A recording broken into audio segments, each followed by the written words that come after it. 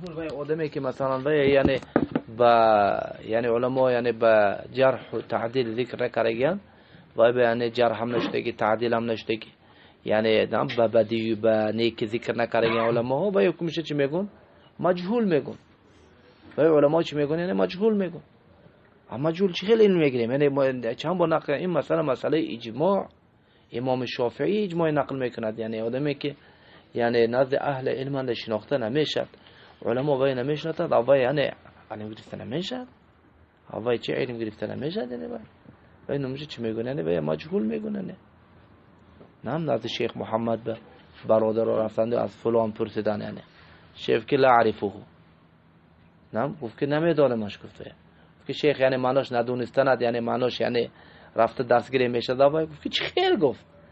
یعنی آدم ندونستنش وای مجهول جرح حساب بشه یعنی همین جرح یعنی علما نشناختنش وای جرح حساب میشه وای آدم و آدم چی میشه همین جرح حساب میشه چه وای آدم طالب علم همین با دعوت مشغول بده سون مثلا نزد یعنی معناش طالب علم نکردی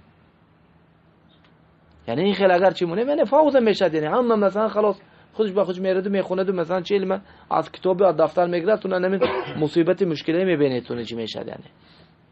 نه ابدا یعنی مادام که خیلی آدم درسی به وقتش بده تو نزد علما ها اومده درس گرفتن به یعنی هم به دایم شیخ عبدالله چی میگه فقد شیء لا یعطی و آدم خودش علم نگرفته که علم چه خیلی میتیار ها چه خیلی که تو علم نگرفتی هم خیلی نه تو چه خیلی که استاد نداری باید که شاگرد نداشته باشی فهمیدید یعنی خودت استاد نداری سون میخواهی که دیگرها تو استاد گیرن یعنی تو فقد شیء تو استاد نداری تو داده نمیتونی استاد دیگر رو بیانی فهمیدید برای همین کلام باطل این چیز خطیر این چیز یعنی خلاف اجماعی اهل سنت و الجماعه این چیز سبحان الله